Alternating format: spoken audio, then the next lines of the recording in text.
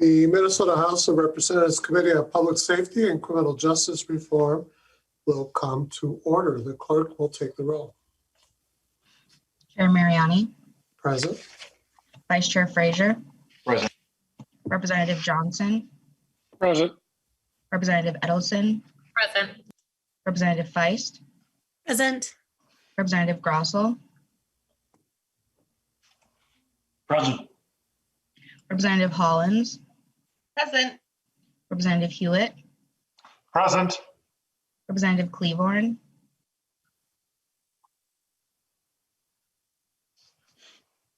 Representative Cleavorn. Representative Long. Present. Representative Lucero. Representative Lucero. Representative Mueller. Present. Representative Novotny. Present. Representative O'Neill. Present. Representative Pinto. Representative Pinto. Representative Poston. Present. Representative Raleigh. Present. Representative Vang. Present. Representative Zhang. Representative Zhang. Representative Cleavorn. Present. And I just want you to know I had a little trouble getting in, and I understand that Representative Pinto is also trying to. Thank you. Representative Lucero. Representative Pinto. Representative Zhang. That concludes roll call with 16 present.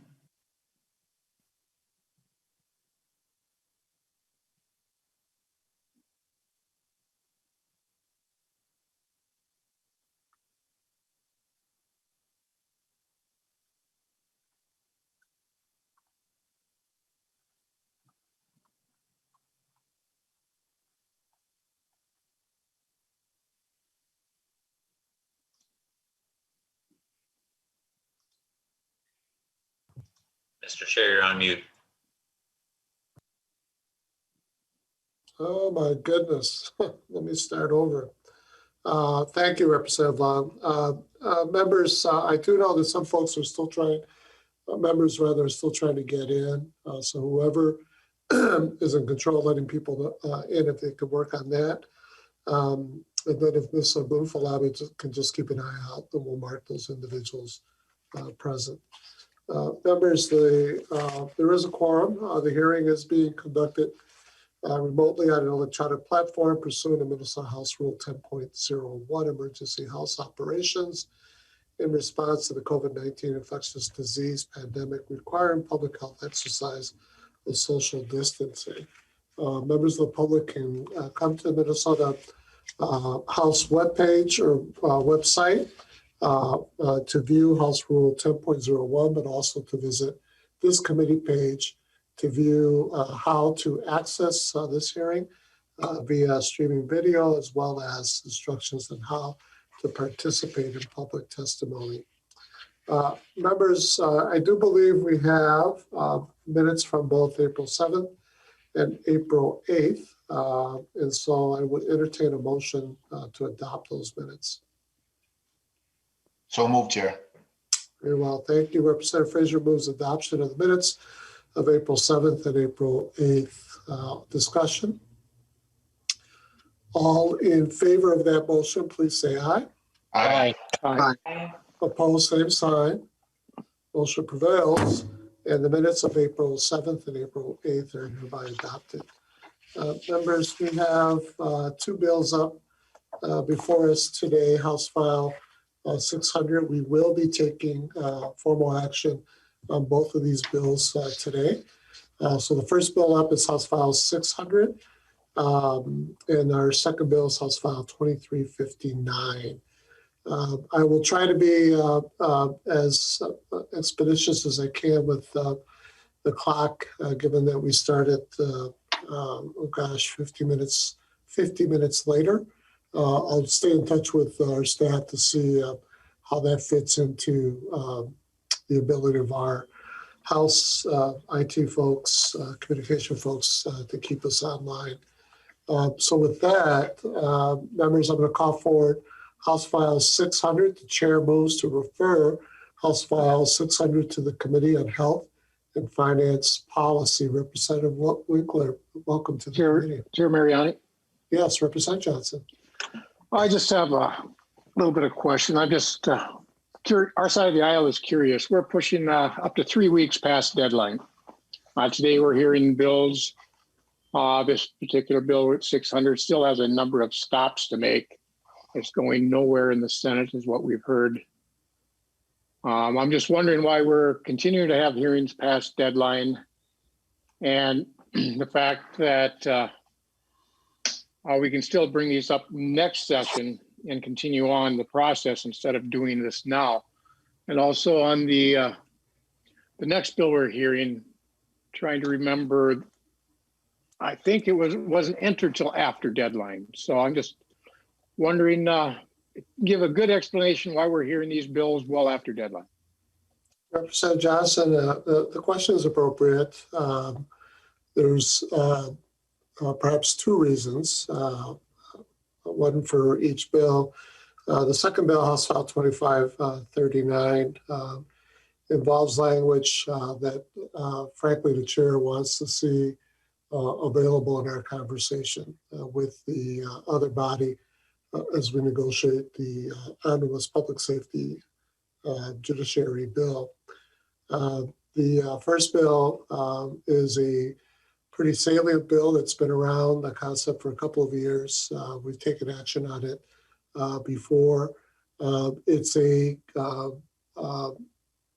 topic that, quite frankly, broad array of Minnesotans want this legislature to engage in one manner or the other.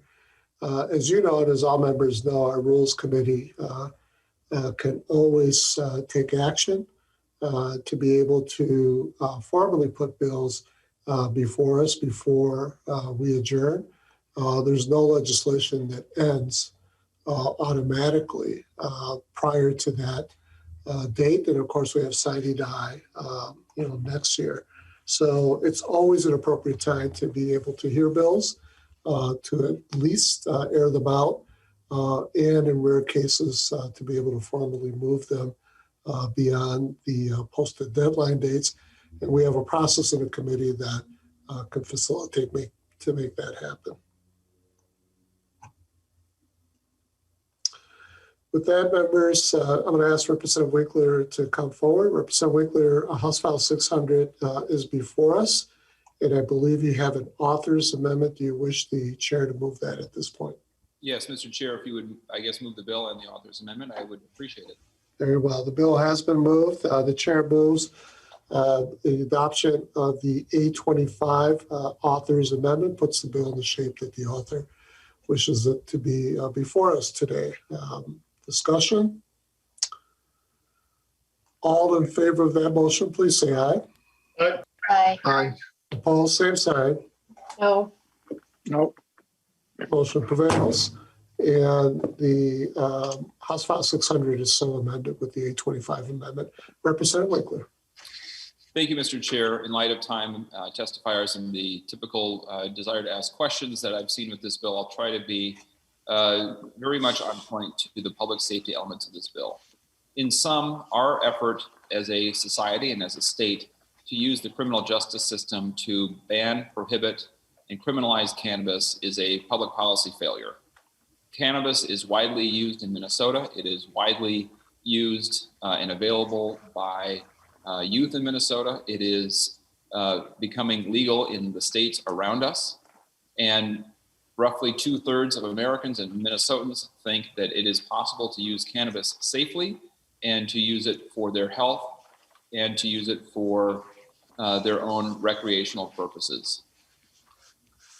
As a public safety and criminal justice matter, cannabis prohibition has had a disproportionate effect on communities of color, especially Black Minnesotans. While Black Minnesotans and white Minnesotans use cannabis at almost exactly the same rate. Anywhere, a black Minnesotan is anywhere from 4 to 10 times more likely to be arrested and charged for a cannabis-related crime. Over-policing, focusing on using cannabis as a pretext for search and for essentially criminalizing behavior is part of a failed approach to cannabis. House File 600 seeks to legalize cannabis, create a regulated marketplace in which we can address the actual harms caused by cannabis, which are some, but not many, where we can make sure that the harm caused by our war on drugs is corrected and rectified and repaired in some way by creating marketplace opportunities for the people and communities most adversely affected, providing grant funding, capital, making sure that we have navigators ready to help move people through, make sure that we have workplaces that have union representation so that wages and hours are good, making sure that we have a system for small, micro, and craft-sized businesses in Minnesota to get started first before we allow in major companies into the marketplace, so that people without high amounts of capital are able to be part of the upside of the cannabis marketplace. At its root, our policy is a failure and it creates harm. This bill is about correcting that harm of cannabis prohibition using the criminal justice system, and I ask for your support today. Very well, thank you, Representative Winkler.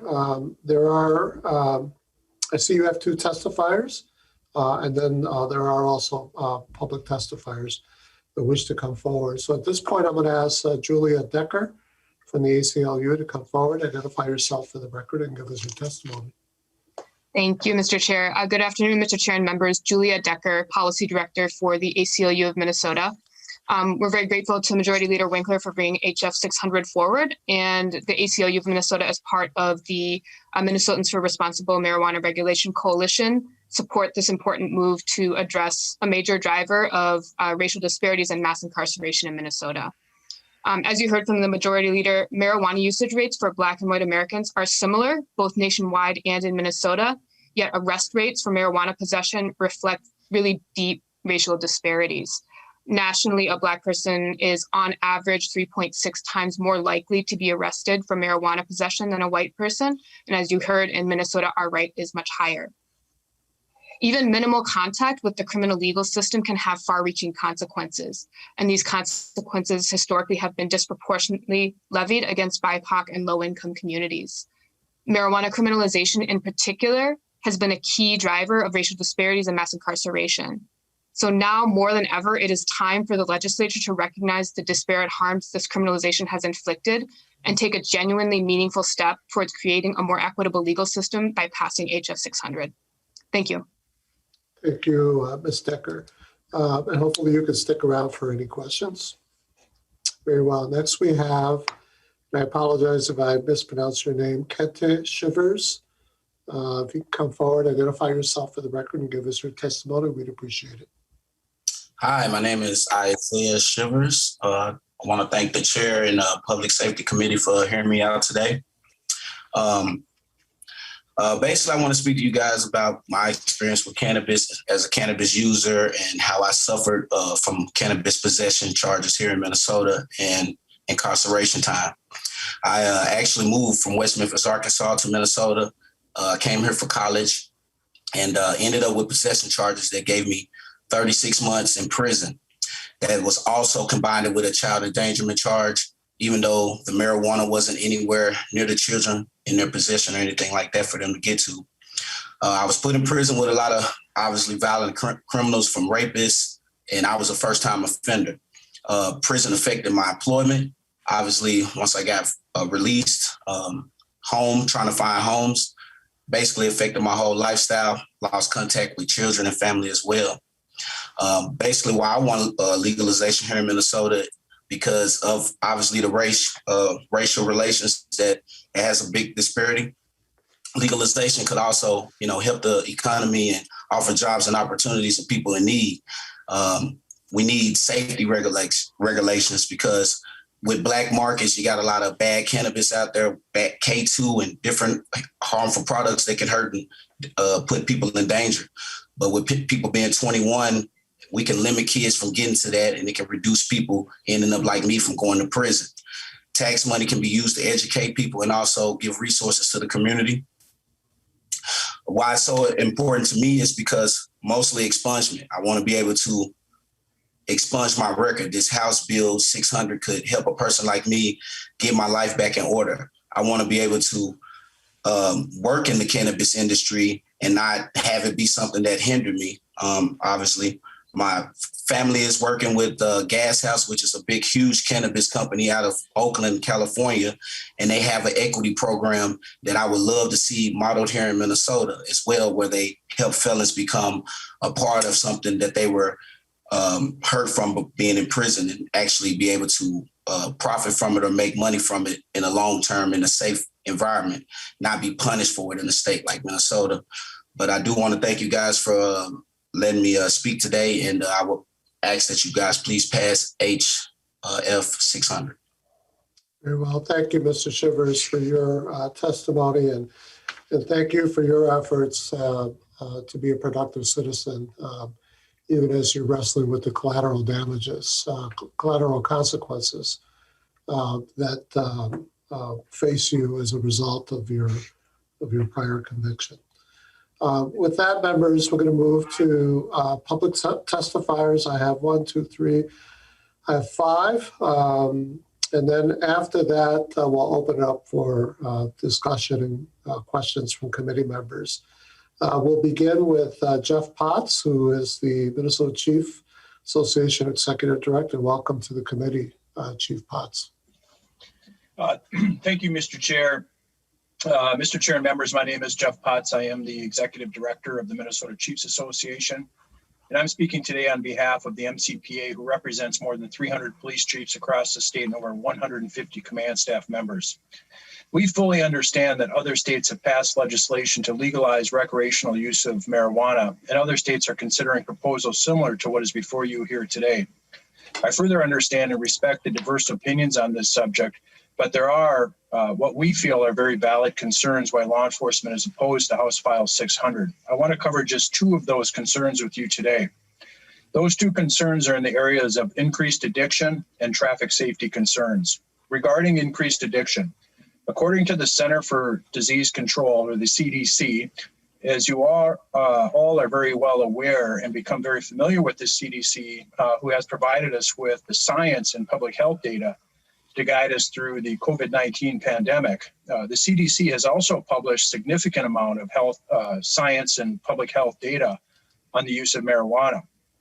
Again, according to the CDC, marijuana is the most commonly used illicit drug in the United States, with approximately 22.2 million users each month. Research shows that 1 in 10 marijuana users will become addicted. For people who are beginning using before the age of 18, the number rises to 1 in 6. Marijuana use directly affects the brain, specifically the parts of the brain responsible for memory, learning, attention, decision-making, coordination, emotions, and reaction time. Developing brains, like those in babies, children, and teens, are especially susceptible to the adverse effects of marijuana. Eating foods or drinking beverages that contain marijuana have some different risks other than smoking marijuana, including a greater risk of poisoning. Long-term or frequent use of marijuana has been linked to increased risk of psychosis and schizophrenia. Mr. Chair and members, obviously this data is very concerning to us from a public safety perspective. Secondly, regarding marijuana's impacts on traffic safety, again, according to the CDC, driving while impaired by any substance, including marijuana, is dangerous. Marijuana, like alcohol, negatively affects a number of skills required for safe driving. Marijuana slows your reaction time and ability to make decisions. Marijuana use can impair coordination, distort perception, and lead to memory loss and difficulty with problem solving. The risks of impaired driving associated with marijuana in combination with alcohol appears to be greater than that of either by itself. As we further examine the data from the state of Colorado after legalizing recreational use of marijuana, they reported the following. When people are impaired by marijuana and get behind the wheel of a car, they take on a great deal of risk, not only for themselves, but also for everyone else on the road. As marijuana legalization has increased, the rate of marijuana impaired traffic accidents has also increased. And to make matters worse, the rate of marijuana related traffic deaths has gone up as well. The percentage of fatal car crashes in which at least one driver tested positive for THC has shot up in states that legalize marijuana. For example, between 2013 and 2016, the percentage of fatal car crashes in which at least one driver tested positive for THC increased nationwide by an average of 10%. But in Colorado and Washington, two states that legalized marijuana in 2014, the result was much different. During that same period, Colorado's marijuana-related traffic death rate shot up 92%, and Washington's increased by 28%. Still today, such deaths are still higher than the national average, but the statistics no longer seem to be spiking. However, the point of the concern here is that both states legalize marijuana and both states experience a shocking increase in marijuana-influenced traffic deaths immediately afterwards. I'll conclude my remarks here today by saying that as of today, there is still no roadside test for law enforcement to accurately determine an impaired driver's level of intoxication from marijuana. We think such a test is vital to keeping the Minnesota roads and highways safe from marijuana impaired drivers. Mr. Chair and members, for these reasons, the MCPA opposes House File 600. And I thank you for your time for allowing us to testify here today. Thank you, Chief Potts, and hopefully you can hang around as well for any questions. Sure thing, Mr. Chair. Very well, thank you. Next, we have Sheriff Kevin Torgerson from Olmsted County. Sheriff Torgerson, if you can state your name for the record and give us your testimony, we'd appreciate it. Sure. Kevin Torgerson, Torgerson. Thank you, Mr. Chair and committee, for hearing me today on this very important issue. I am Olmsted County Sheriff Kevin Torgerson, representing the Minnesota Sheriff's Association. The Sheriff's Association opposes House File 600 to legalize marijuana. To pass this legislation will not make our community safer and will increase the ability for our youth to access this drug. Currently, our state is in a desperate battle to save lives in an opioid epidemic coupled with serious drug issues at the core of most crime across our state, from catalytic converter thefts to murders. Drug use, trafficking, addiction, and traffic and drug-related deaths are increasing. Now is not the time to take this step. In my view, this bill, and since our association last testified before you, in my review of this bill, and since our association last testified before you on this topic, nothing in this bill has been done to solve the two issues most concerning to law enforcement, and now has created a new concern. The first being youth access. We can all agree our greatest resource in our state is our next generations. To pass this bill would severely impact our youth by making the access to this drug more readily available at a time when potency is at its highest in history.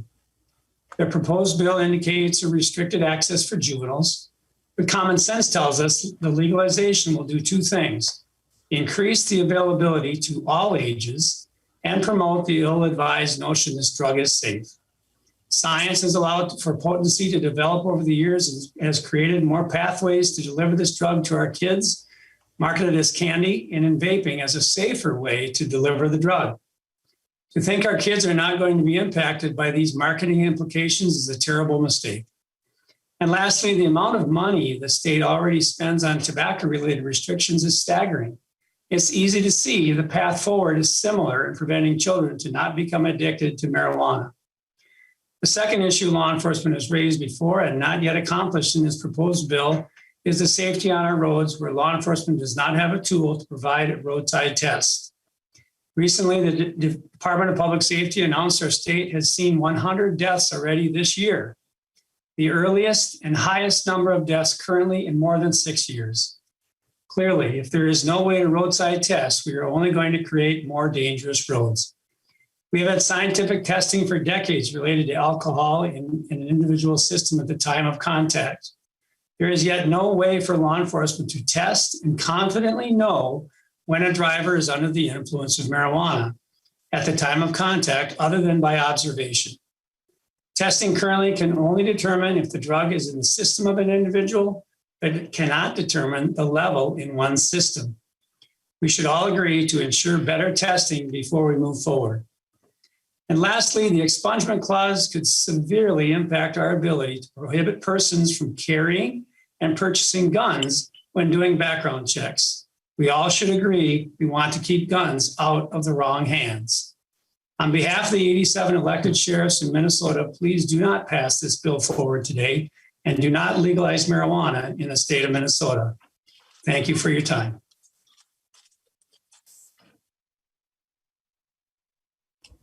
Thank you, Sheriff, and hopefully you can also remain here in case there are some questions and comments. I can, sir. Thank you. Very well. Thank you very much. Next, we have Tony Parrish. Tony Parrish, if you can come forward, state your name for the record and give us your testimony, we'd appreciate it. Good afternoon, Chairperson and committee members. My name is Tony Parrish, 67B. Appreciate this time to give testimony. I have many stories related to cannabis legalization, but I'll go with one of my most recent ones as it relates to equity. It was recently in the state of Oklahoma, this year that is, with an individual who's looking at cannabis opportunities in that state. We went and met with an African-American attorney who is involved with helping individuals file the necessary paperwork to get licensing and what have you within the state to be able to grow. And in the state of Oklahoma.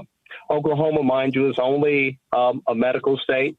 However, because of its structure, an individual who owns property and has the money to apply for a license can obtain a license, grow for the state's medical program, as long as their harvest test meets tests and standards. The state purchases a certain percentage and the grower keeps the rest, right? So in learning all this information, I asked the lawyer, I say, he says, you know, we have many Asians coming down here. We have white Americans, we have Native Americans, we even have Russians entering to the market. So I said, how many African Americans are involved? He puts up his hand and makes 0. I said, 0? None in the state at all? He said 0. I was like, why is that? He was like, 1 is information and 2, access.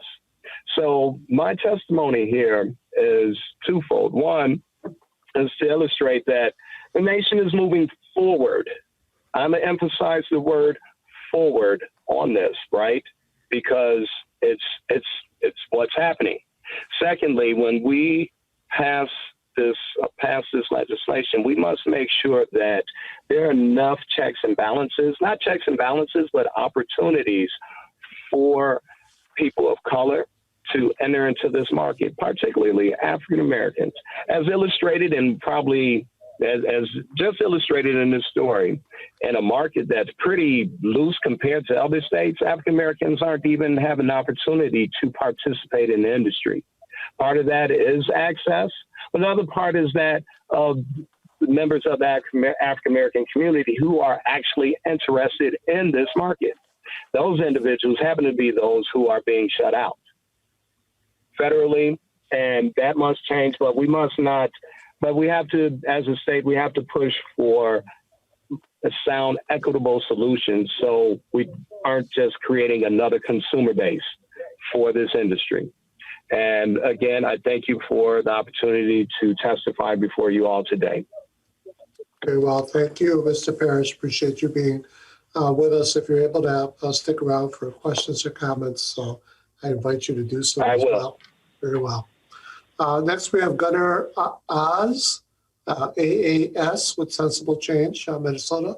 Welcome to the committee. Please state your name for the record and give us your testimony.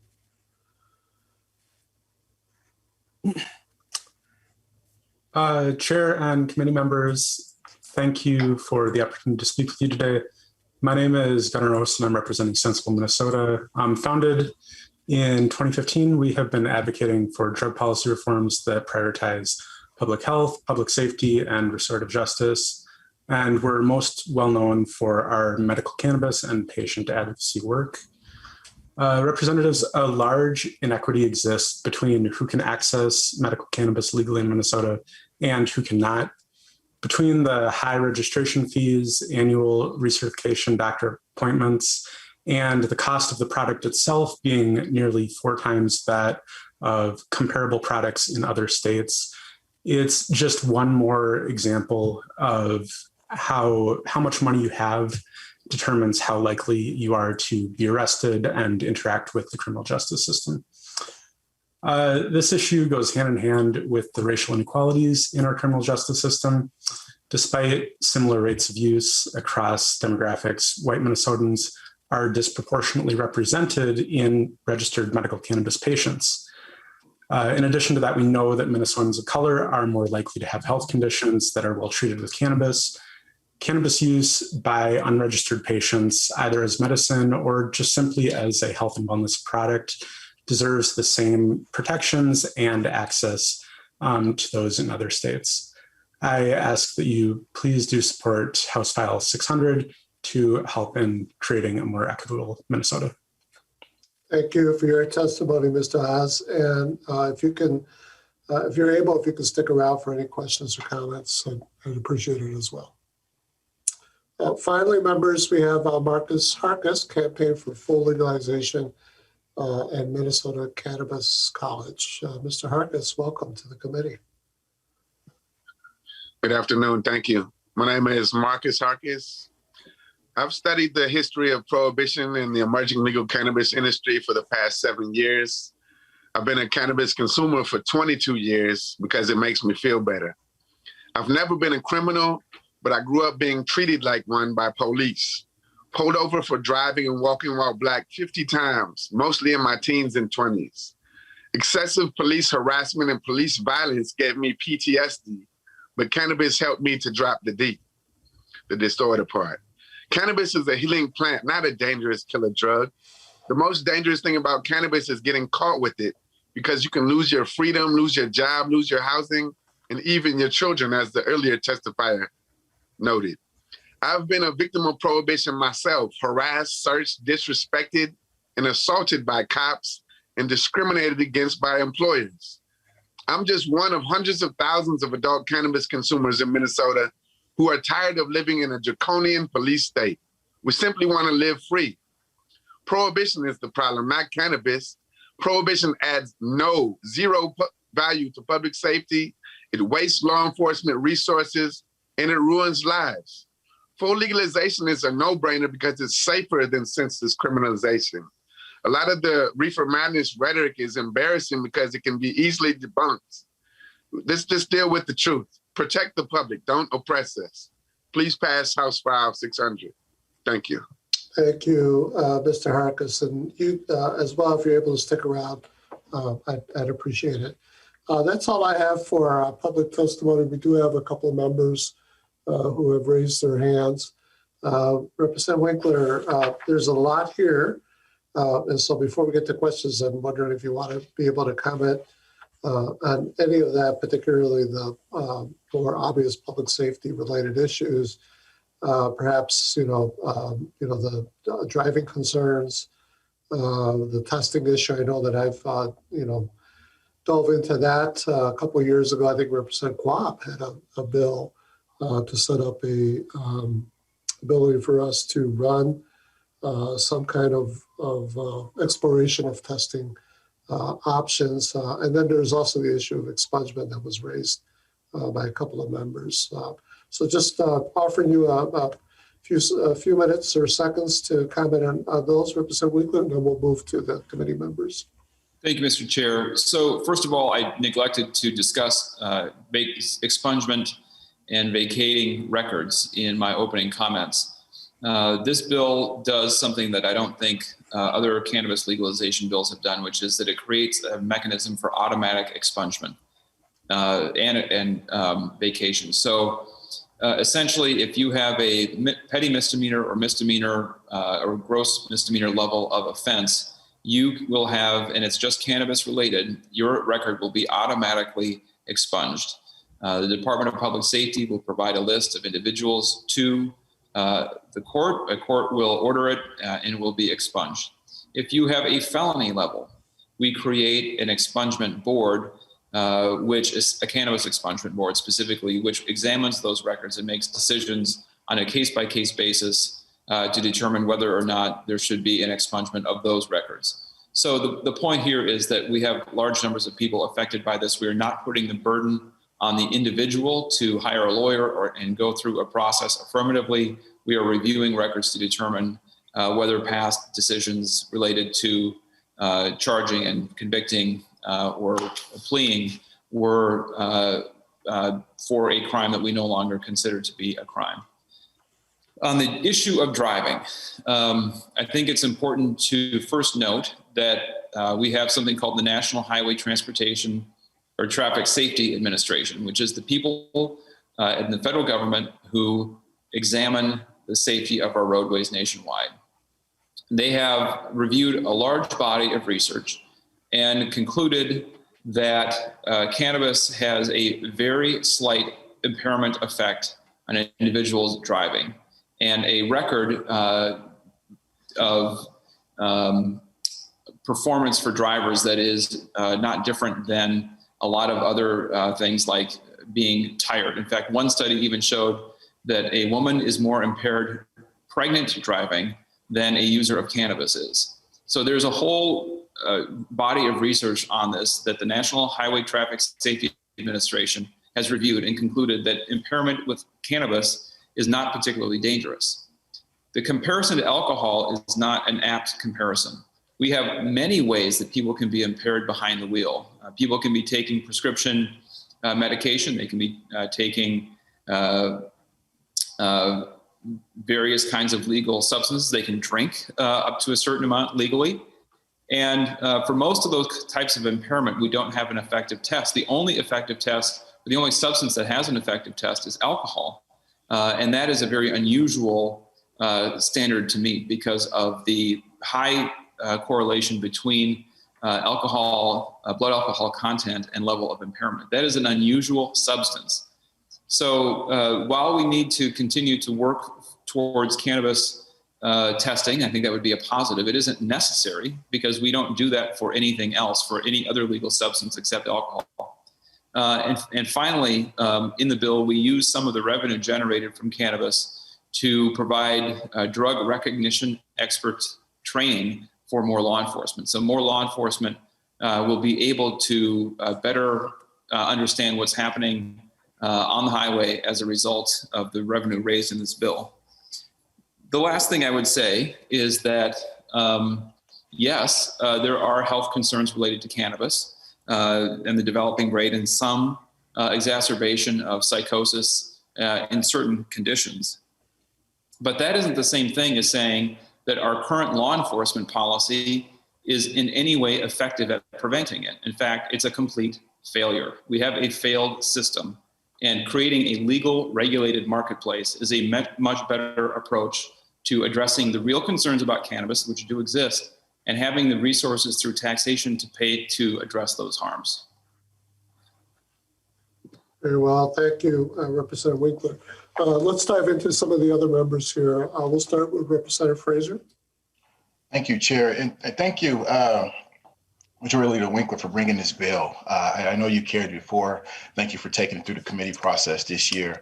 I do want to just touch one thing early on that Representative Johnson spoke to as to why we're hearing this bill. We're hearing this bill because this is the work of the House. We hear bills, we pass them out of committee, we move them on to the Senate to take action. We can't judge or govern our actions based on the inactions of the Senate. This bill directly addresses inequities and racism in our society and law enforcement. And I want to get to that too. I have some questions for our law enforcement individuals to testify. But this bill addresses that. And because our Senate is not taking action on issues that are dealing with inequities and racism doesn't mean the House shouldn't do that. So I've been very proud to be on this committee because we have been doing that all session long. And we will continue to do that until the session is over, all the way through conference committees. Hopefully we'll get something significant and meaningful passed out of that process. To my law enforcement testifiers, and any of you can speak to this. So there is a study from the ACLU that shows that African Americans are 5.4 times more likely to be stopped and or charged with possession or use of marijuana. We know that those usage rates are not the same in terms of the general population.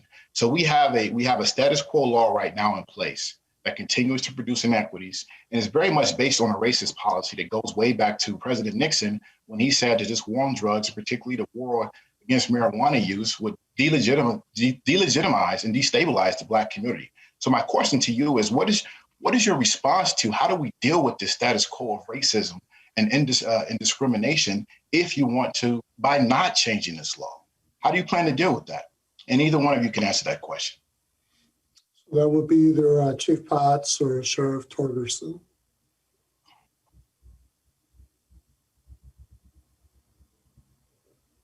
Mr. Chair, I can attempt to provide a response to Representative Frazier if you'd like. Please. Well, thank you, Chief Potts. Yeah, Mr. Chair, Representative Frazier, I think those are good questions, and I think we're willing to, look at how are those inequities addressed. I guess I'm not, and I think the members in our association aren't so sure that the best way to do it is to legalize marijuana. I think we've had meetings with you and the chair and several other members to look at those inequities and try to figure out, A, why are they happening, and B, and more importantly, how can we address them? Again, my concern in the testimony I brought this forward is that we think that there are some true public safety issues associated with the legalization of recreational marijuana, particularly in the area of addiction and traffic safety that I pointed out, and I think the sheriff pointed out some others. We're very open to a discussion with you and the rest of the legislators to try to figure out how to deal with those inequities. Our position, I think, at this point is that we aren't convinced that legalizing marijuana is going to lead us to a better place. In fact, may create even more issues, public safety issues, public health issues.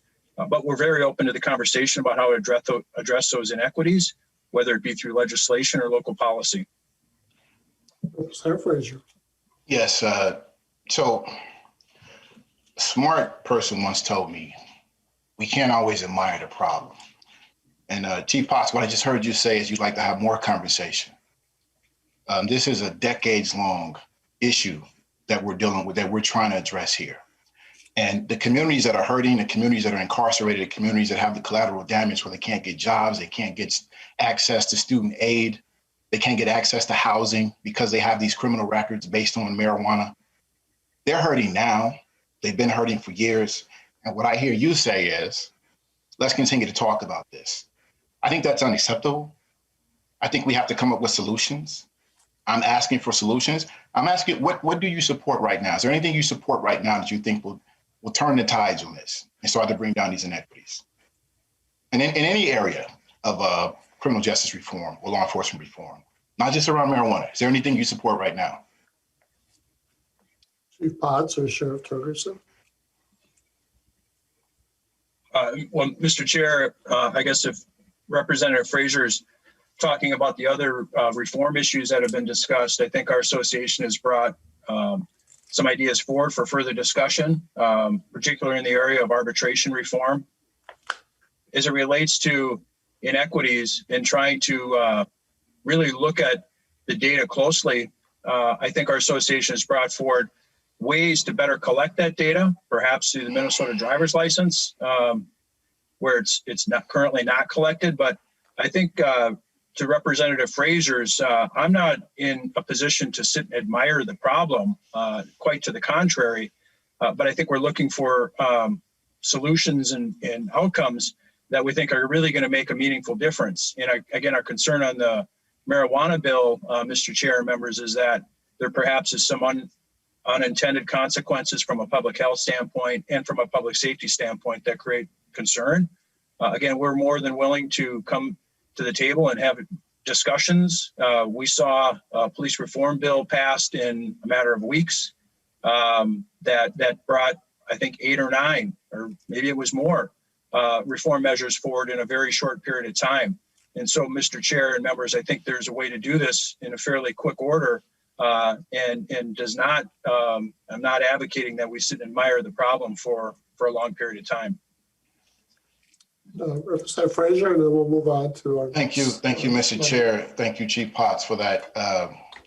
Thank you for what you just said. So I did receive your letter. In fact, I read from your letter on the House floor from the association, the Sheriff's Association, and the rank and file folks.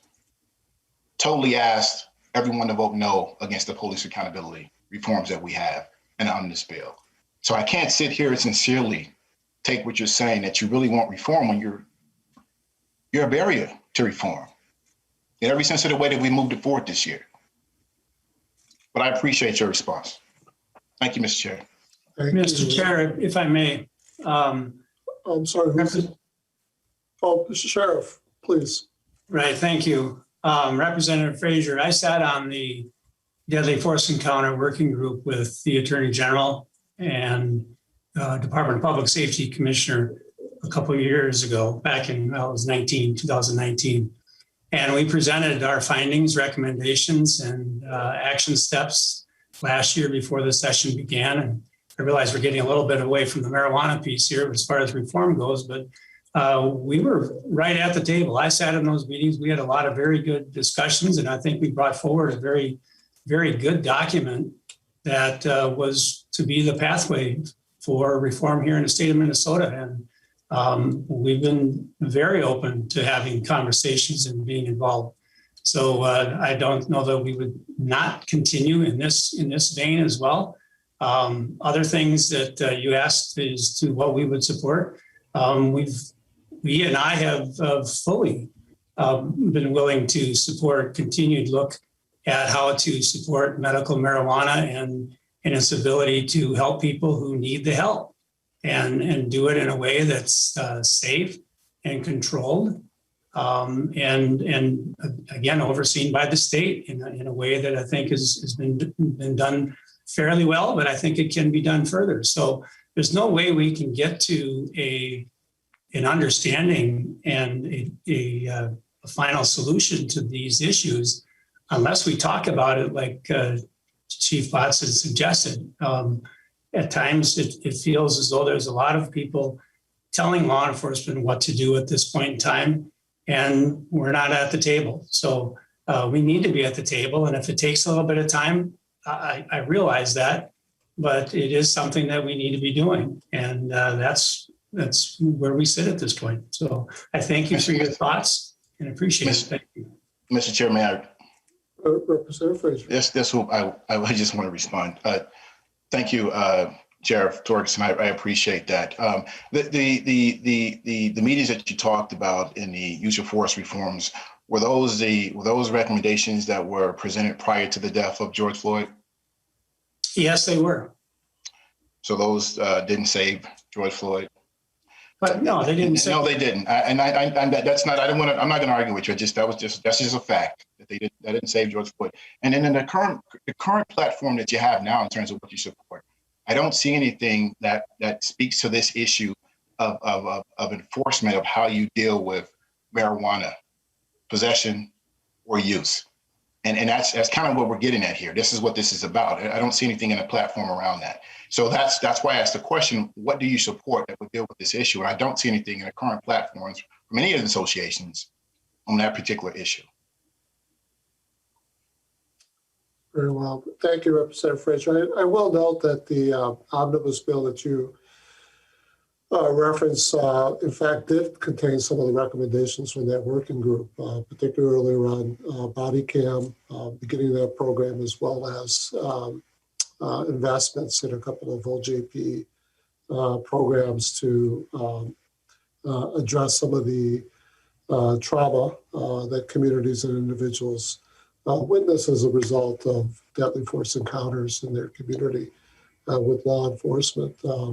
That still did not generate the support, unfortunately, to your point. I do think it is important to have everyone at the table, and I want to make sure that we always work toward that end. Representative Raleigh.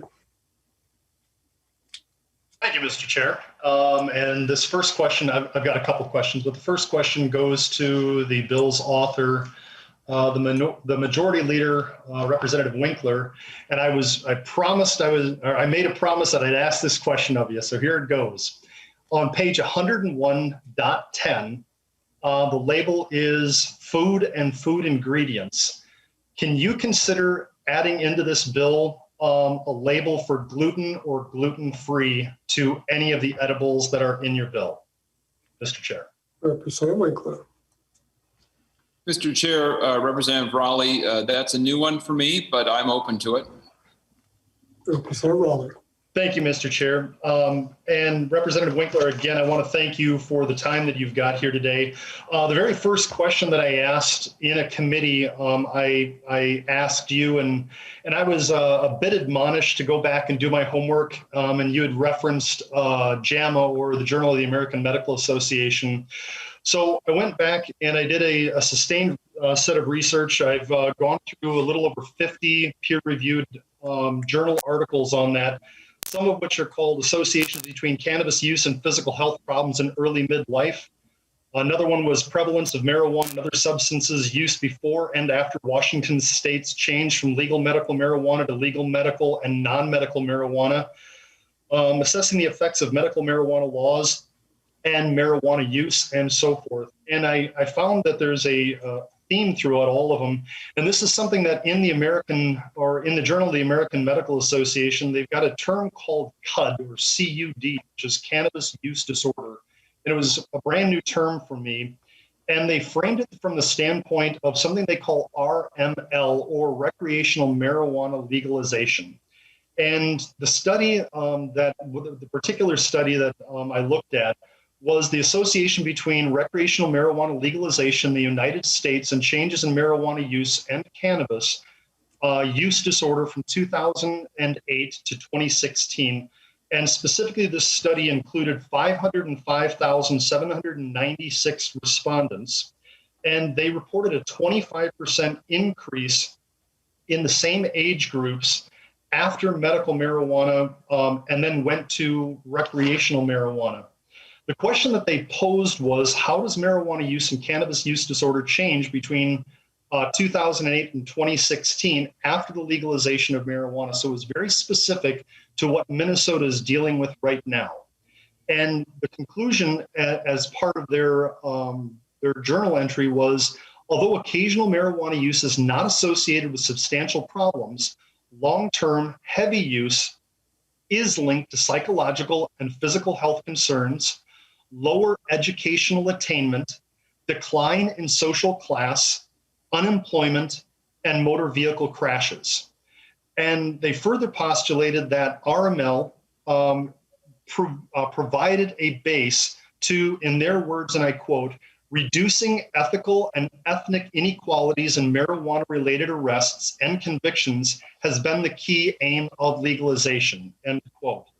So my question to you as the author, is the potential for a decline in social class, unemployment, and lower educational attainment worth the potential changes in the racial and ethical inequalities that have been spoken about, Mr. Chair? Representative Winkler. Thank you, Mr. Chair, and Representative Raleigh. I'm not going to say that there aren't trade-offs in any public policy that we enact. There are always trade-offs. I think, and certainly trying to address the disparate treatment by race in our criminal justice system is a key reason for supporting this bill. But we also have substantial components of the bill related to public health and educating youth according to actual scientific standards and taking a public health approach, much like we do with cigarettes. Cigarettes have adverse consequences, severe ones. They are physically addictive in a way that cannabis is not physically addictive. There is substance use disorder associated with cannabis, but it's not the same thing as a physical addiction. And our approach to cigarettes is to educate people, to create restrictions on where it can be used, and to make sure that essentially we are using our tax system to make it less favorable to purchase them. So there are a multitude of approaches that we take on cigarettes. in a legal regulated environment. And that is what I'm advocating for on behalf of cannabis. I would note that I could go through we discussed this in the K-12 committee. There is an it's overwhelming number of research studies showing that there is no increase in youth use of cannabis as a result of legalization. And so there may be more heavy long-term use. That could also be a social change that's tied up at the same time that cannabis is becoming more commonplace. I don't know. But the point is, good public health and good education in a legal regulated marketplace is a better way to handle the adverse effects than using the criminal justice system. Very well. Members, just let me pause really quickly. It's the chair's intent to take a vote at 3 p.m., which is about 15 minutes from now on this, because we still have the other bill I want to get through. And so I will move quickly through the members. If you still have questions that you're not able to get to before 3 p.m., I'll circle back to you. Representative O'Neill. Thank you, Mr. Chair. I have several concerns. So just recently, this legislature enacted T21. So trying to keep cigarettes and vaping products out of the hands of teenagers and 20-year-olds, I guess. And one thing legalizing marijuana would concern me is that now, and I don't know if there's restriction in this bill as to how far reaching we're going to be trying to legalize marijuana, if that includes the vaping oil that includes 97% THC, which is incredibly dangerous, especially to a young brain. So my concern is, on one hand, the legislature just enacted T21, trying to keep vaping and tobacco products and nicotine products out of the hands of teenagers and 20-year-olds. And on this hand, we would be legalizing marijuana, I'm guessing in all forms, and maybe the author can correct me if I'm wrong, but that would include vaping oil with 97% THC. It seems a little bit, it makes my head spin, to be honest. But my question actually is to Chief Potts.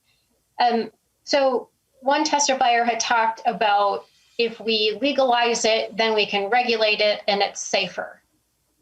And I'm wondering, Chief Potts, how would law enforcement enforce that? Because is it distinguishable? Can you tell an illegal product and an unregulated product and a dangerous product and a product that is not what it says it is versus something that is legal, is regulated, and is relatively safe? I'm wondering if Chief Potts has any idea how law enforcement might be able to distinguish. Chief Potts. Mr. Chair, Representative O'Neill, I think that's one area that is a challenge for law enforcement in our conversations with other states to try to figure out how they do that. It's unclear. I think it is difficult to tell. It's in its packaging or original packaging from a lawful distributor. It's a little easier. However, you still don't really know what is in the substance beyond what packaging might say. And so that is a challenge. The one thing that we have heard from other states in terms of, in states where it has been legalized, is that there is still a very strong black market. And in more recent years, we've seen potency be a very large concern for law enforcement. I mentioned this in the testimony. It's even more difficult when it comes to the edibles in terms of the potency. I referenced the CDC data earlier. The other states that have legalized it, while most of the edibles may be from the regulated market, there are higher levels of THC, and at least higher amounts of ingested edibles that have led to higher amounts of THC, which is a very big concern. I think the CDC points out that that's where they're seeing those cases resulting in poisonings. And so to your question, the short answer is it's a challenge. Law enforcement doesn't always know if what's in the packaging is what was originally in it, and law enforcement has no way of testing in a roadside capacity to determine the potency of the cannabis. So nor do we have the ability to test on the roadside someone's level of impairment who may have just used cannabis or marijuana. Representative Winkler. Mr. Chair, Representative O'Neill, to your a question about products that are for sale, we don't just create a blanket legalization for anything related to cannabis. We create a cannabis management board that has the authority to approve the sale of cannabis products. And we have restrictions in the bill on what kinds of products can be approved and what kinds of products can't be approved, including limits on doses per, basically the amount of THC per unit sold. So I think the scenario that you threw out, it would be not a product that would be sold. Chief Potts raised the question of the illicit marketplace continuing. I would say that there are bad examples and good examples of how to eliminate the illicit marketplace. If Colorado, for example, had each county make its own decision, which essentially meant that there was a thriving illegal marketplace in Colorado, because if cannabis sales and consumption were still going to continue in counties that didn't have it legalized. California did a particularly poor job of this by creating a very expansive medical program that basically allowed you to grow your own with few restrictions. And then they tried to create a legal marketplace on top of that with very high taxation and very restrictive regulations. So they essentially guaranteed that there would be a continued illegal marketplace. One of our main approaches to eliminating the illicit marketplace, and I hope your conservative heart will like me saying this, if we have taxes too high and regulations too burdensome, there are disincentives for people to transition into the legal business. So we try to have regulations that are, simple and that taxation isn't too high, so that we can migrate into a legal marketplace, because we don't want the illicit or illegal or black market to continue. Representative O'Neill. Thank you, Mr. Chair. Well, there's just so much here. I'm trying to focus my comments because I know we want to get to a vote. Mr. Chair, I have vast concerns beyond what was even spoken here. And the chair talked about that some things are still going to remain illegal, which to me just makes it more confusing for folks like the very first testifier we had, who said he spent 36 months in prison. And I kind of looked, so, I've been around here a while, Mr. Chair, and I looked up what that meant. And I'm guessing it was a second degree or maybe third degree dealing, which I think is about 22 pounds of marijuana with a child present and guns present, I think he said. So I guess I'm going to ask the chair really quickly and then I'll be done. How much possession? So can someone possess 100 pounds of marijuana? Is there no upper limit on how many pounds, or like, what are you envisioning as the limits before it becomes illegal? Senator Winkler.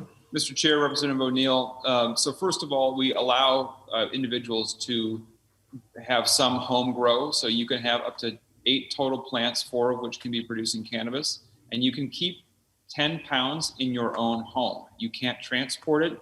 You can't have it in any other location. You have to keep it in your home. If you are purchasing cannabis and moving it around as a consumer, you can have 2 ounces, which is a little bit more than kind of our lower limit of 1.5 ounces under current law, where it's a petty misdemeanor. So the point here is that we are still maintaining limits, and we are creating. It's the same thing. Cigarettes are a legal product. You can sell them. You cannot create an illegal marketplace for off-market cigarettes. That's against the law, and you will be. And there's consequences for that. We're doing the same thing with cannabis, essentially, and it's a 2-ounce limit on how much you can move around, and then otherwise you have to keep it in your own home. Very well, members. We have 6 minutes left before we vote. We still have a few other members. If there's still time, I'll come back, but I kind of doubt we're going to have time to come back to members who've already asked questions. Representative Pinto. Thank you, Mr. Chair. I was going to ask a question of law enforcement testifiers, but I think I might be just turning it into a comment to make sure that we've got as much time as possible. And I want to circle back to the inequities that were referred to earlier and kind of come at them from another angle, because we had a lot of discussion about the racial inequities here, disparities, which I think are so huge. But I guess in my mind, I'm thinking, again, the testimony from Chief Potts especially made me think about this as the inequities in terms of the substances involved. I'm somebody who's had some real hesitation about this because of the concerns about brain development for youth. But I have to say that when I think about the comparison with tobacco and alcohol, Chief Potts had referenced how addictive he believes that cannabis is, but Leader Winkler pointed out that tobacco is so much more addictive.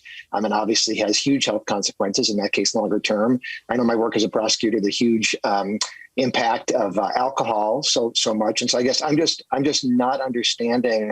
And I want to make sure that it's clear that I am not suggesting prohibition of alcohol or tobacco. We tried that.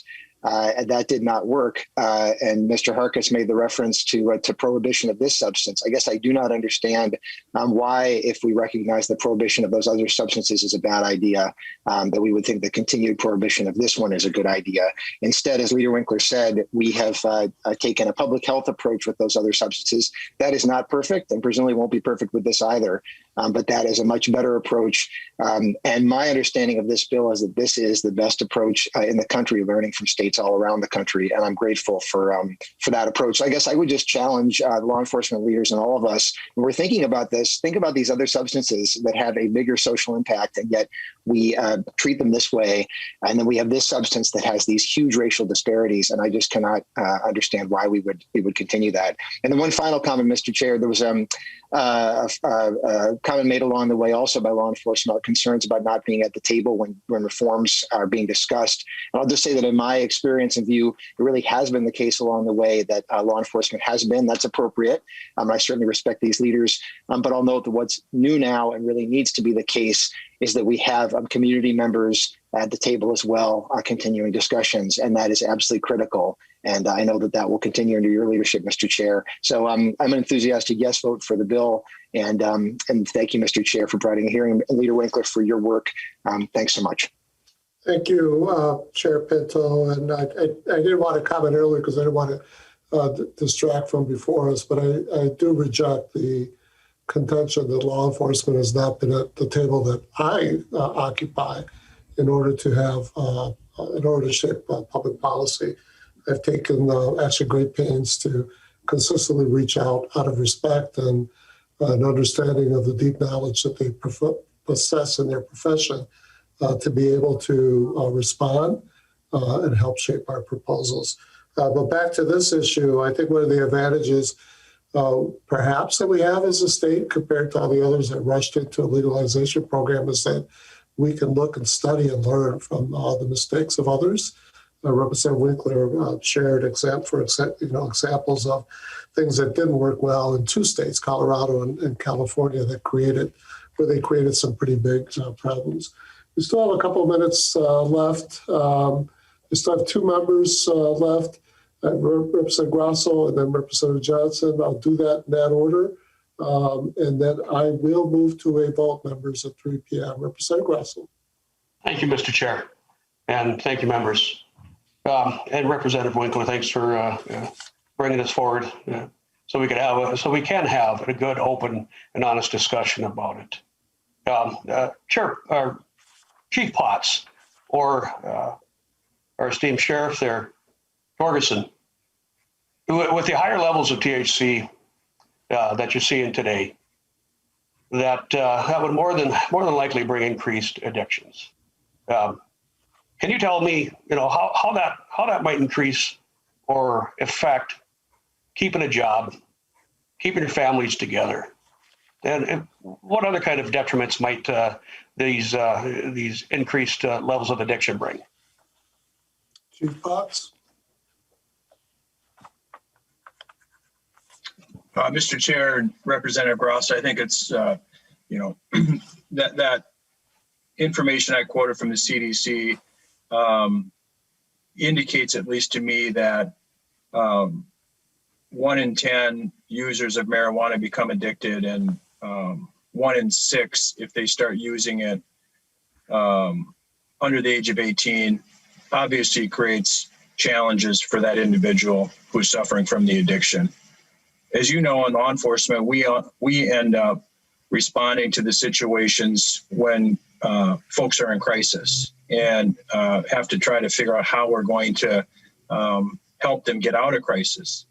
I can't really speak to all of the challenges that someone experiences who has an addiction, but I can tell you that from a law enforcement perspective, we see that far too frequently, unfortunately, and end up responding to that individual when they're in some form of crisis as a result of the addiction. I'll defer to the sheriff for a response, for an additional response to that, but I think it's fairly clear that that addiction certainly causes them challenges. Unfortunately, law enforcement gets involved when they're in the crisis form of that addiction. Yes, Mr. Chair, I do appreciate the question, Representative Grosso, and this bill, if it, the motion is to send this to Health, Finance, and Policy. It's a good question. I think it's a question that absolutely should be posed. Mr. Chair. I am intrigued by this, issue of collateral consequences on one end versus collateral consequences on the other. I do want to get your colleague, Representative Johnson, in as a final questioner, and then I'm going to move to a vote here. Representative. Just a quick follow-up on that, if I may, please. No, Representative Ross, I don't have the time for the follow-up. Mr. Chair, these are questions. Apologize. These are questions that need to be asked, sir. Representative Johnson, they'll be asked in the next committee. Representative Johnson. Chair Mariani, members, I got a lot of concerns about this bill.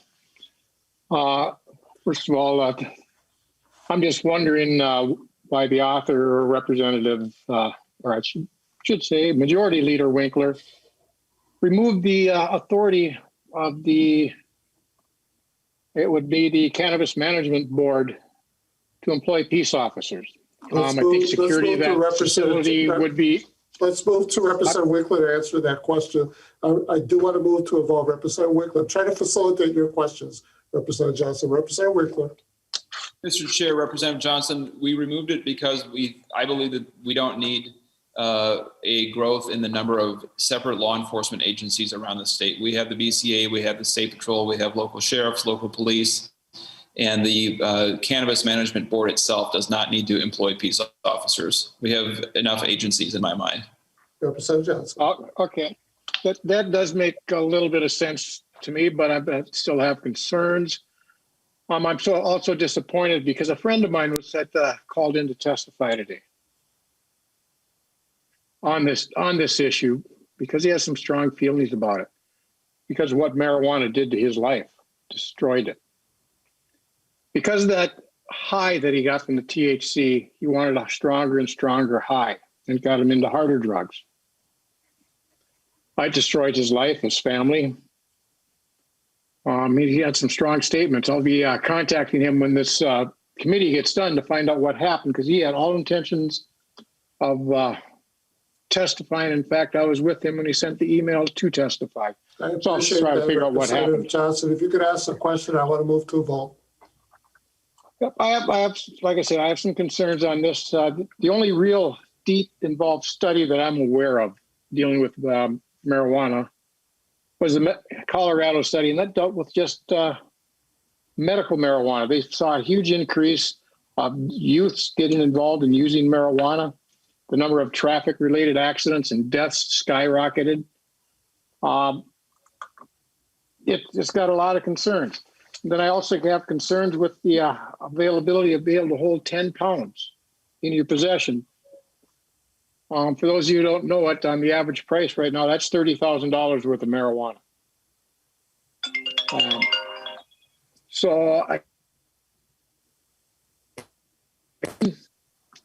This needs a lot more study. This needs a lot more study, not only in this committee, but many committees. This bill I don't believe is ready for prime time, and I'm going to request my members to vote no on this, because there's a lot more work that needs to be done. And we have not been given ample time to really discuss this bill. Our members have been shut off on their questions. I know other members had questions. So at this point, I'm going to ask my members to vote no. Representative Winkler, you get the final word here before we go to a vote. Mr. Chair, members, I appreciate the time. I'm happy to answer any questions or talk with any of you offline or in future committees. There's plenty of stops ahead of us on this bill, and I ask for your support today. Thank you for the time.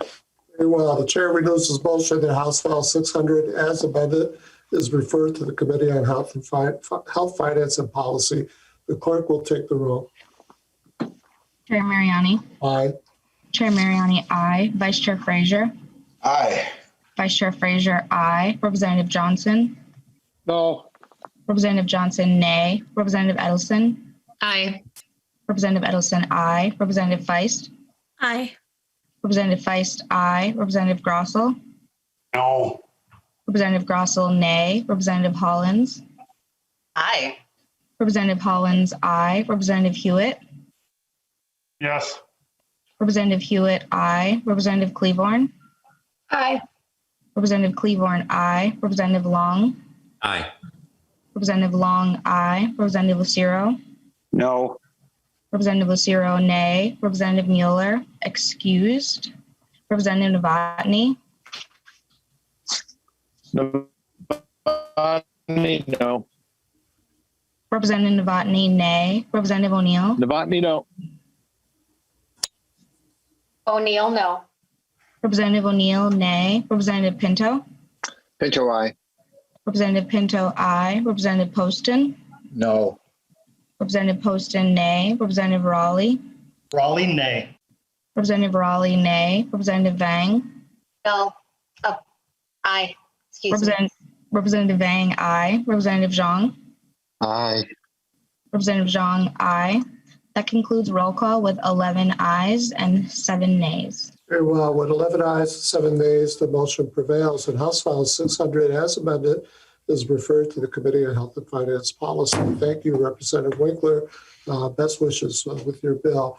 Representative Long, House File 2539. Representative Long moves to refer House File 2539 to the General Register. And Representative Long, you have an author's amendment. Do you wish to move that at this point?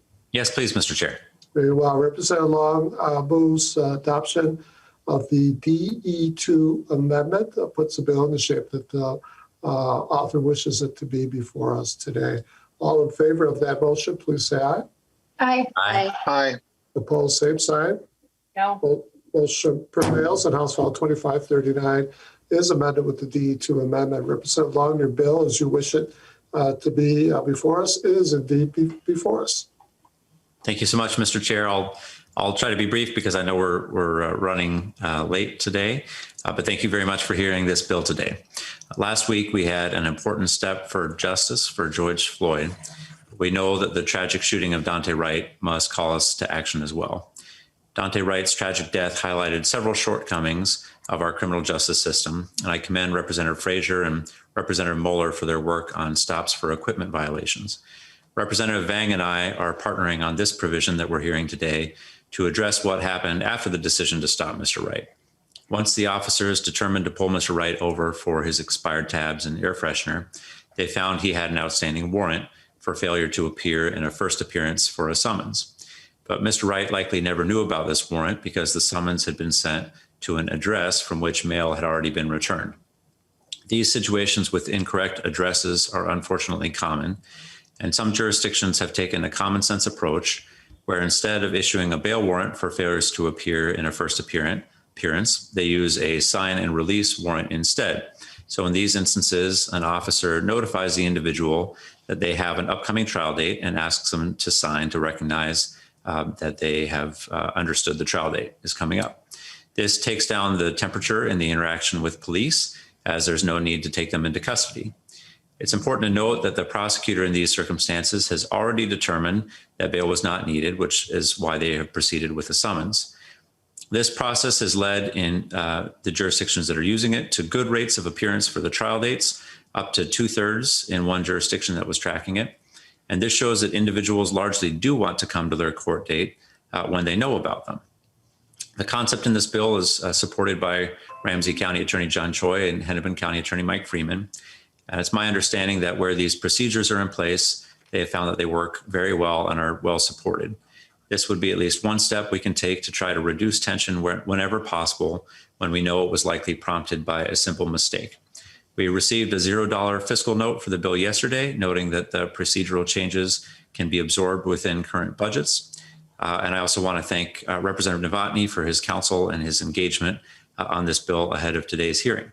And with that, I'd like to ask Representative Vang to say a few opening remarks before we hear from our speakers. Very well, Representative Vang. Thank you, Mr. Chair and members. Today is a new day, but the same problem remains. Once again, we come before the committee because another young, unarmed Black man was killed, Dante Wright. Today, I want to honor Dante Wright's memory by presenting this bill, House File 2539. Although this bill may not solve all these specific issues relating to police brutality, this bill could have prevented Dante Wright's death. For whatever reason, Dante Wright unknowingly and unexpectedly got a warrant for his arrest. This bill works to reasonably minimize the number of arrests and interactions police have with individuals who have warrants for failing to appear in court for certain misdemeanor offenses. This bill is common sense. It minimizes unnecessary work for police officers to expend time and resources on citizens who aren't a public safety threat, and for communities who fear police officers can relax and continue to regain their trust from them. Lastly, I'm thankful to my colleague, Representative Jamie Long, for putting all the hard work on this bill. His background, knowledge, and expertise is tremendous in shaping this bill, and I'm grateful to have him champion this. Members, I ask for your support. Dante Wright should still be with us, and this bill could have saved him that day. Let's honor his memory to make sure another unarmed Black man can still live a life full of potential and love from his family and friends. Thank you. Thank you, Representative Vang. And I want to just publicly acknowledge your large public service in the last few weeks. This incident occurred in your district, and you've been very much present with your community and trying to keep peace and help meet the needs of your neighbors and your constituents. Thank you for that. With next members, we have the mayor of Brooklyn Center, Mayor Elliott. Welcome to the committee, sir. Please state your name for the record and give us your testimony. All right, thank you very much for having me, Mr. Chair and members of the committee. My name is Mike Elliott, and I represent the city of Brooklyn Center, serve as the mayor. I come before you as mayor of a city that is grieving the killing of one of my residents and community members, Dante Wright, 20-year-old young Black man who was shot by a Brooklyn Center police officer. That tragic killing has sent a tidal wave, a call for justice across the state, across our nation, in the world. Just last week, we buried Dante Wright, and we also received a verdict in the Derek Chauvin trial. We all recognize that verdict didn't represent justice, true justice. It represented progress, but not the kind of justice that is deeply needed in this state and across our nation. After all, justice is George Floyd's daughter having her father to take care of her, and Dante Wright's son having his father to take care of him. We all need to work together to achieve meaningful reforms such that members of our community, when they interact with police, don't end up dead. With this bill, an officer pulling over someone like Dante for expired tabs or air fresheners and subsequently finding that they have an outstanding warrant would have to notify somebody like Dante of their upcoming trial date and ask them to sign and thereby reduce the potential for conflict and help avoid tragedies like the one that happened here in Brooklyn Center. Thank you, Mr. Chair. Thank you, Mayor Elliott, and my acknowledgement as well for the trauma and pain that your community has endured over the last couple of weeks. I appreciate your leadership in working to help keep the peace and to keep people engaged positively with one another. Next, we have Julia Decker again from ACLU. Ms. Decker, welcome back. Thank you, Mr. Chair. Again, Julia Decker, Policy Director for the ACLU of Minnesota. First, just want to say we really appreciate the work by Representatives Long and Representative Zhang, and also Representative Novotny's input on this proposal. ACLU of Minnesota supports the principal aim of HF 2539, which is to reduce unnecessary contact by law enforcement with members of the community. People may fail to appear for a scheduled court date for a variety of reasons, many of which disproportionately impact low-income communities and communities of color. Things like access to transportation or transit, childcare, time off from a job, or a stable address are all reasons why a person may not be able to appear for a court date and indeed may not even be aware that they have a court date. Now, we would urge the committee to remember that the severity of a charge does not change any of these access issues, and further, that a charge is not a conviction. In that vein, we urge the committee to examine if a custodial arrest for a pending charge should ever be the default response by armed law enforcement. And as we've discussed with Representative Long, we would also urge consideration of whether broad catch-all exceptions, such as the exception in subdivision 6 of this proposal, provide loopholes for continued disparities in policing and public safety. Changing Minnesota law to minimize custodial arrests for failure to appear on misdemeanor, gross misdemeanor charges takes a good principled step towards addressing one of many issues within Minnesota's public safety system that disproportionately harms low-income and BIPOC communities. We are committed to working with this committee and the legislature to build on this and other proposals in order to enact change that is transformative, not only in name, but also in substance. Thank you. Thank you, Ms. Decker. And I suspect that Representative Long was listening very carefully. I suspect he'll circle back to you, particularly on that Section 6 language. Mr. Justin Terrell from the Minnesota Justice Research Center. Always good to have you here, sir. Welcome. Thank you, Chair Mariani. As always, it's a pleasure to come before this body. I think you guys are doing amazing work and being responsive to the needs of the state of Minnesota, from the members on this body down to the staff. My name is Justin Terrell, and I'm the executive director of the Minnesota Justice Research Center. The nature of our punitive criminal legal system is one that turns service calls such as traffic stops into criminal investigations.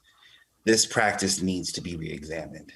The life of Dante Wright was cut short after a traffic stop that has been reported to take place due to an air freshener and an expired tabs. The stop became a criminal investigation when the officers discovered Dante had a warrant, and they proceeded to take him into custody. Think about that for a minute. An air freshener and expired tabs could lead to jail time. These are administrative oversights at minimum. But in Dante's case, we know that it led to the taking of his life and the civil unrest that followed. House File 2539 is a policy that could have saved Dante's life. Instead of arresting Dante, he could have been ticketed and released, gone home to his family and dealt with his warrant at the appropriate time. Especially the provision in the bill that talks about that you would qualify for sign and release if you had appeared for a hearing in the past, which is my understanding that Dante did. Every interaction with the public can be seen as a criminal investigation by officers.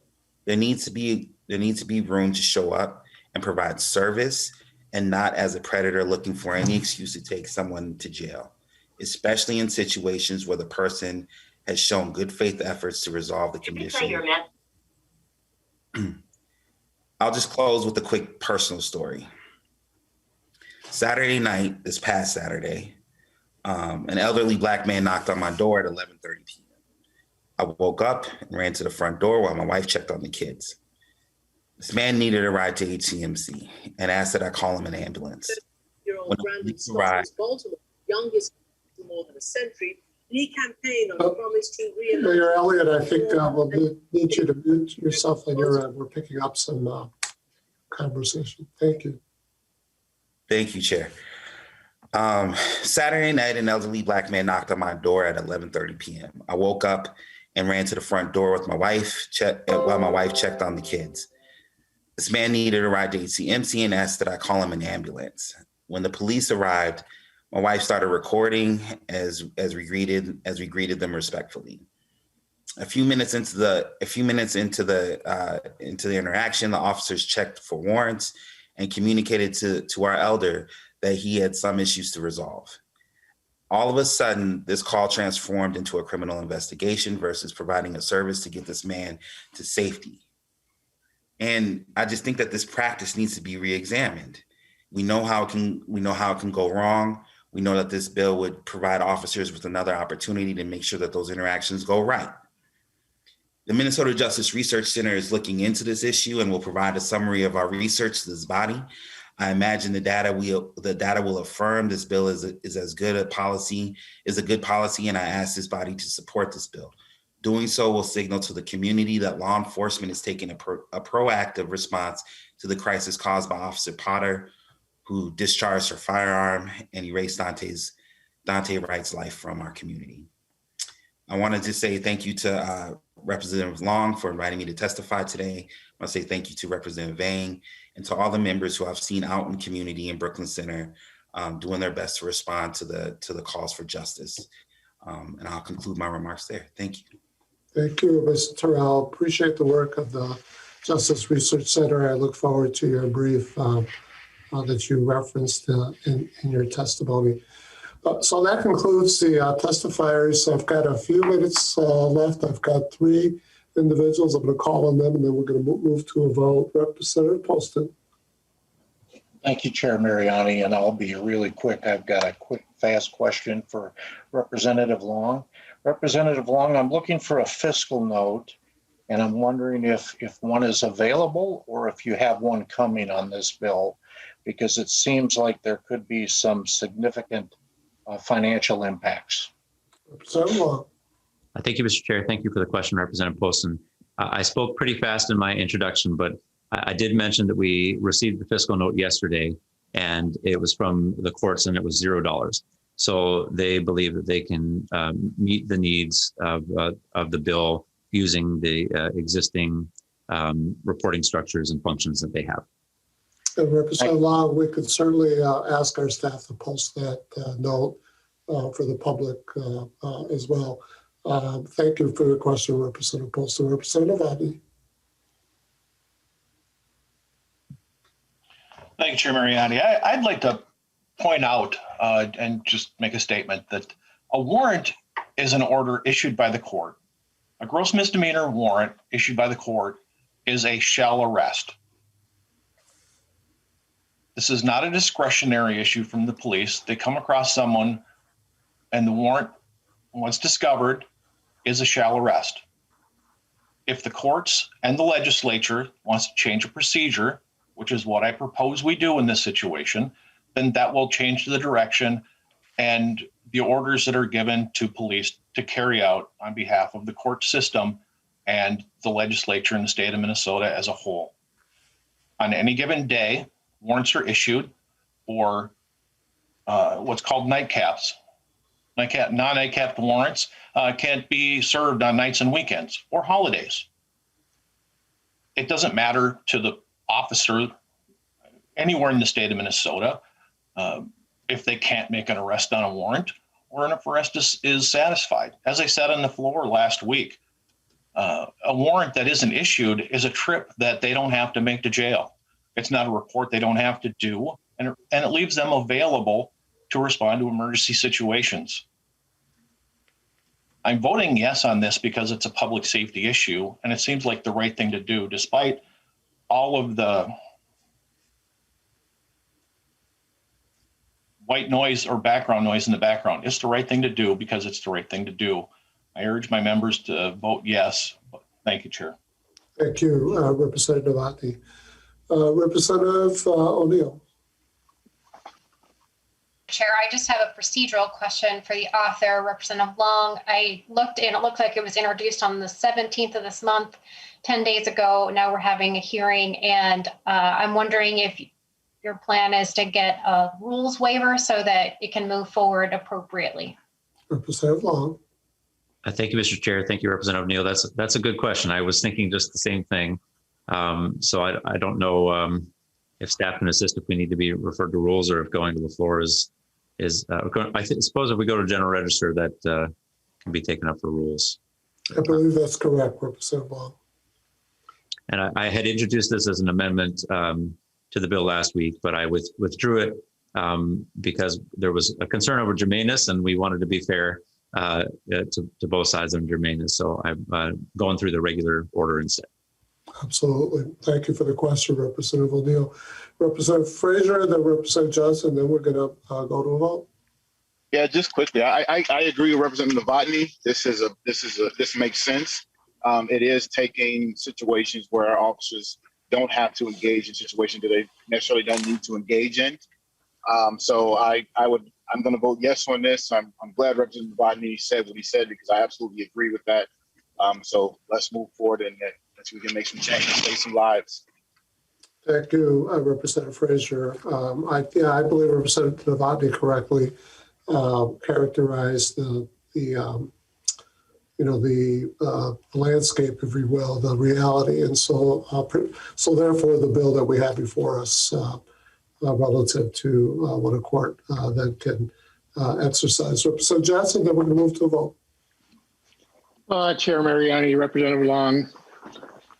I know I've talked to my sheriffs about this. They actually brought it up to me because I hadn't seen your bill that had been entered, but they had, and they had some concerns on it as well. One concern was it really won't change that much, especially your first bill, because they'd have to be brought into the jail to get booked and get released. And I see you change that a little bit. I do still have some concerns. Unfortunately, even if this would have been in effect, that tragic incident that occurred in, excuse me, Brooklyn Center wouldn't have changed, because that was I believe that was a felony warrant for a weapons violation and fleeing police officer, not a gross misdemeanor or a misdemeanor warrant. I believe it was a felony warrant. It's unfortunate that he didn't comply and just go to jail, and things would have been a lot different, but it's easy to be Monday morning quarterback. I also would like to, if you could actually forward the official fiscal note, it would be appreciated. I also think because this deals with judicial issues, this bill also needs to go to judiciary, not the general register, because this is actually changing the Minnesota court rules and procedures, dealing in rules 3.01 and 3.03, I believe, that are mentioned in the amendment. I guess I am mistaken. I just learned that it was a gross misdemeanor warrant, which, as Representative Novotny says, is a shall arrest. I would also like to explain how warrants are issued. I don't think everybody on this committee understands that. When you get a citation or you end up going to court for an issue, you're arrested, go for your bail hearing, the judge sets the bail, but the defense attorney requests a certain bail. Usually they request RPR, and the prosecutor looks at everything and decides what the bail would be best under that situation. And then the judge decides. I've seen it where the judges actually set bail higher than what the prosecutor requested. And I've also seen it where they've set it much lower, or RPR, even though the prosecutor requested bail.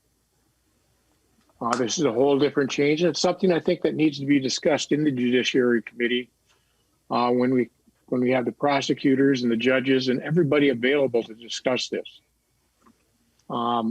So with that, with it going to the general register, I'm going to have my members vote no, because I do believe it needs to go to judiciary to work some other issues out. Thank you. Members, just for the record, the chair of judiciary has waived seeing this bill. There is no cost to the courts. In longstanding practice between our two committees, she exercised the ability not to see this. And I just do have to very quickly, comment, complying, quite frankly, is a very disturbing notion for free people. And I do believe that all citizens should cooperate, listen, work well with all members of our public safety. But this obsession, quite frankly, of compliance and the culture of compliance, I just can't think of anything more antithetical to our freedoms and to a free people. It leads to all sorts of violations of our constitutional rights, the bedrock of who we are as a people. And unfortunately, when it comes to race and interracial interaction, it leads to the ultimate violation of human rights, which is the taking of life. I certainly hope that there is no one in this body who thinks that what happened to Mr. Wright was the right thing for our laws, our state, our public safety to produce. We need to move away from any kind of normalization of that behavior.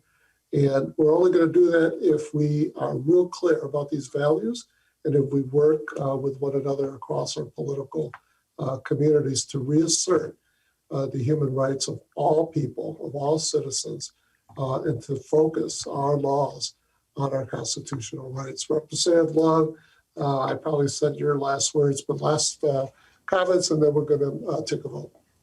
No, thank you, Mr. Chair. I just appreciate members' engagement on this, and I know that this is a proposal that is coming before us quickly. So Representative Johnson or others, I'd be very happy to work with you on further conversation as we're going forward, and appreciate everybody's dialogue on this.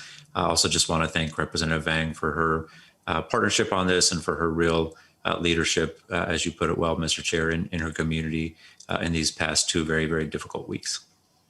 Thank you, Representative Long. I do appreciate the bipartisan manner in which you approach this bill as well. With that, Representative Long renews his motion that House File 2539 as amended be referred to the General Register. The clerk will take the roll. Chair Mariani. Aye. Chair Mariani, aye. Vice Chair Frazier. Aye. Vice Chair Frazier, aye. Representative Johnson. No. Representative Johnson, nay. Representative Edelson. Aye. Representative Edelson, aye. Representative Feist. Aye. Representative Feist, aye. Representative Grossel. No. Representative Grossel, nay. Representative Hollins. Aye. Representative Hollins, aye. Representative Hewitt. Aye. Representative Hewitt, aye. Representative Cleavorn. Aye. Representative Cleavorn, aye. Representative Long. Aye. Representative Long, aye. Representative Lucero. No. Representative Lucero, nay. Representative Mueller, excused. Representative Novotny. Aye. Representative Novotny, aye. Representative O'Neill. O'Neill, aye. Representative O'Neill, aye. Representative Pinto. Aye. Representative Pinto, aye. Representative Poston. No. Representative Poston, nay. Representative Raleigh. Raleigh, aye. Representative Raleigh, aye. Representative Vang. Aye. Representative Vang, aye. Representative Zhang. Aye. Representative Zhang, aye. That concludes roll call with 14 ayes and 4 nays. Very well. On a vote of 14 ayes and 4 nays, the motion prevails and House File 2539 as amended is referred to the General Register. Thank you, Representative Long, for your work on this, Representative Novotny, and thank you all committee members for the engagement on this. Let's keep doing that so we can continue to shape, a good law here.